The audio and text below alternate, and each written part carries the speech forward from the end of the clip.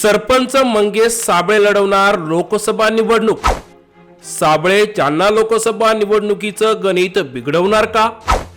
जरांगे पाटलांचा विरोध असूनही साबळे निवडणूक का लढवणार? शेतकऱ्यांचं अस्तित्व टिकवण्यासाठी आम्ही ही निवडणूक लढवणार आहोत। कोणाचंही मन या ठिकाणी दुखावण्याचं कारण नाही। ज्याला काय करायचं ते करा, अपक्ष उमेदवार आपण देणार नाही। ज्या समाजाच्या नावावर, ज्या जनतेच्या नावावर, ज्या शेतकऱ्याच्या नावावर मी आंदोलन केले, त्यांच्यासाठी आवाज उचलला, ज्या ज्यावेळी अन्यायाविरुद्ध आवाज उचलला त्या त्यावेळी एक एक नवीन केस यांनी माझ्यावर थोपण्याचा प्रयत्न केला, त्या केसेस घेऊन या ठिकाणी आम्ही आता रिंगणात उतरणार आहोत। सरपंच मंगेश साबळे यांनी लोकसभा निवडणूक लढवण्याचा निर्णय घेतलाय, तो देखील जालना लोकसभा मतदारसंघातून, अर्थात रावसाहेब दानवे यांच्या विरोधात। रावसाहेब दानवेंचा पराभव करण्यासाठी सरपंच मंगेश साबळे हा मैदानात उतरलेला असून त्यांनी नुकतंच एक फेसबुक लाईव्ह करून याची घोषणा केली आहे। मराठा समाजाचा प्रत्येक जिल्ह्यामध्ये अपक्ष उमेदवार उभा राहील अशी मोठी घोषणा मनोज जरांगे पाटलांनी काही दिवसांपूर्वी केली होती। सर्व मराठ्यांनी एकत्र येऊन आपल्या जिल्ह्यातला उमेदवार द्यावा असे आदेश जरांगे पाटलांनी मराठा समाजाला दिले होते। काल सगळे अहवाल मनोज जरांगे पाटील यांच्या समोर आल्यानंतर त्या अहवालामध्ये अनेक तांत्रिक गोष्टी आढळून आल्या असल्यानं जरांगे पाटलांनी लोकसभा निवडणुकीत मराठ्यांचा अपक्ष उमेदवार देणार नसल्याचं स्पष्ट केलंय। माझ्या मराठा बांधवांना मला राजकारणात आणायचं नाहीये, त्यांना राजकारणात आणलं तर माझ्या समाजाचं मोठं नुकसान होईल, आमचा आरक्षणाचा मुद्दा बाजूला राहील असं यावेळेस जरांगे पाटील म्हटलेले आहे। तर दुसरीकडे मी आधीपासूनच राजकारणात आहे, त्यामुळे मी जालना लोकसभा निवडणूक लढवण्याचा निर्णय घेतलेला आहे असं मंगेश साबळे म्हटलेलं आहे। आता मंगेश साबळेला मराठा समाज लोकसभा निवडणुकीत किती सहकार्य करतो हे पाहणं महत्त्वाचं असणार आहे। नेमकं फेसबुक लाईव्ह मध्ये मंगेश साबळे काय म्हटला पाहूया। सन्माननीय मनोज दादा जरांगे पाटील यांनी काल जो निर्णय दिला त्याचं आम्ही स्वागत करतो। सन्माननीय मनोज दादा हे आमचं दैवत आहे।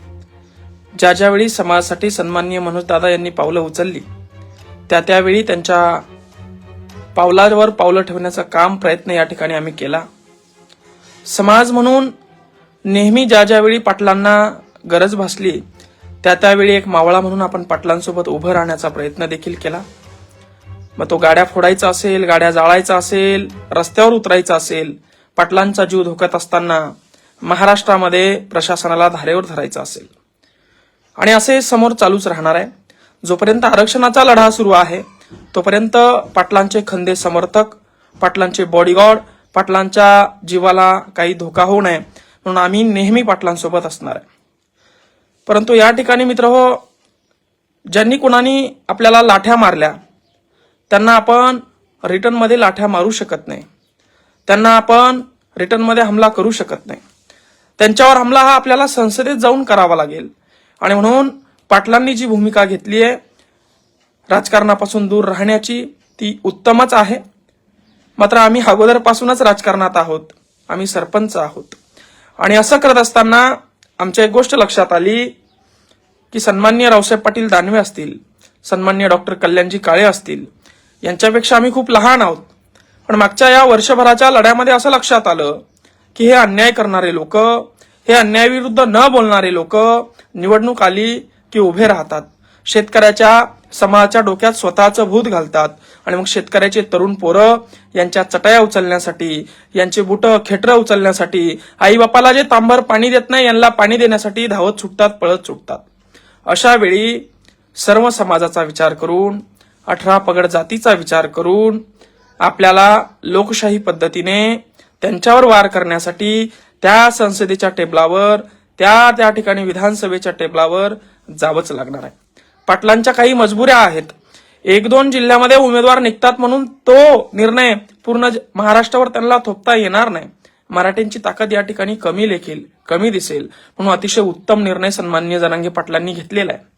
मात्र एक राजकीय व्यक्ती म्हणून राजकारणाशिवाय समाजाला, जनतेला पर्याय नाही, म्हणून कारण तीच संसद आहे जिथून आपण हे सूत्र हातात घेऊ शकतो, जिथून आपण आरक्षण काढू शकतो, जिथून आपण शेतकऱ्याच्या शेतीमालाचा भाव काढू शकतो, आणि मग तिथं जाणं, त्यासाठी कमीत कमी लढणं हे आपल्यासाठी एकमेव पर्याय आहे।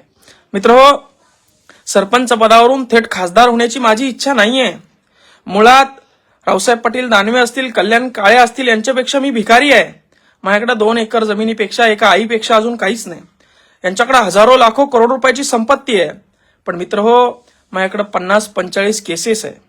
ज्या समाजाच्या नावावर, ज्या जनतेच्या नावावर, ज्या शेतकऱ्याच्या नावावर मी आंदोलनं केले, त्यांच्यासाठी आवाज उचलला. ज्या ज्या वेळी अन्यायाविरुद्ध आवाज उचलला त्या त्यावेळी एक एक नवीन केस यांनी माझ्यावर थोपण्याचा प्रयत्न केला. त्या केसेस घेऊन या ठिकाणी आम्ही आता रिंगणात उतरणार आहोत आणि यांना पर्याय या ठिकाणी निर्माण करणार आहोत. कारण की जर आपण रावसाहेब दानवे यांना मतदान न करता कल्याण काळे यांना मतदान केलं तर हे काँग्रेसमध्ये निवडून आलेले लोक आपण बघतात मागच्या काही वर्षापासून, मागच्या काही महिन्यापासून मंत्रीपद मिळालं नाही म्हणून भाजपमध्ये जातात. काँग्रेस, भाजप, राष्ट्रवादी, शिवसेना हे सगळे एकच झालेले आहेत.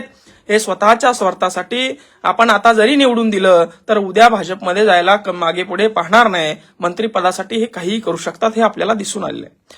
आणि ज्यांनी आपल्याला मार खाऊ घातला, ज्यांनी आपल्या आई बहिणींच्या डोक्यात काट्या घातल्या, अशा लोकांना तर आपण मतदान मुळीच देऊ शकत नाही. आणि म्हणून या दोघांनाही पर्याय म्हणून तरुणांच्या भावना समजून, सन्माननीय पाटलांच्या भावनेचा आदर करून, पण नाविलाजाने या जालना लोकसभा मतदारसंघामध्ये आम्ही या ठिकाणी 18 तारखेला फॉर्म भरणार आहोत. हे बघा, आमच्याकडे 1 रुपया नाही. आम्ही अंडरपॅन्डवर या ठिकाणी उभं राहणार आहे, नागडा या ठिकाणी उभं राहणार आहे. पॉम्पलेट नाही, बॅनर नाही, सभा नाही, कुठला प्रचार नाही, कुठला पैसा नाही. तुमच्या मनामध्ये, घराघरामध्ये जो उमेदवार असेल त्याला मतदान करा. जो उमेदवार या ठिकाणी 10-10 वर्ष गावात येऊन बघत नाही, खासदार असताना गावाला कुठलंही काम देत नाही, गावाच्या विकासाचं, गावाच्या शिक्षणाचं, गावाच्या घरकुलांचं कुठलाही प्रश्न संसदेत मांडत नाही, जो अपक्ष उमेदवार, काँग्रेस पार्टीचा उमेदवार, ज्या उमेदवारावर प्रशासनाची छाप नाही, ज्या उमेदवाराची प्रशासनावर छाप नाही, तहसीलदार देखील 2 पायऱ्या खाली उतरून त्यांच्यासाठी येत नाही, अशा या दोन्ही उमेदवारामध्ये थेट विभागीय आयुक्तांना लढण्याची ताकद आमच्यामध्ये आहे, गुन्हे घेण्याची ताकद आमच्यामध्ये आहे. आणि जर का आम्ही पडलो, निवडून येईल अशी शाश्वतीच नाही आणि यायचंच असं आमची इच्छाही नाही. मात्र या व्यवस्थेला तोंड फोडण्यासाठी, या व्यवस्थेला उत्तर देण्यासाठी, समाजाचं, 18 पगड जातींचं, शेतकऱ्यांचं अस्तित्व टिकवण्यासाठी आम्ही ही निवडणूक लढवणार आहोत. कोणाचंही मन या ठिकाणी दुखवण्याचं कारण नाही. आपण लोकशाही मार्गाने सुद्धा लढायला हवं, आपण आंदोलनाच्या मार्गाने सुद्धा लढायला हवं. जय जिजाऊ, जय शिवराय, जय जवान, जय किसान. धन्यवाद मित्र.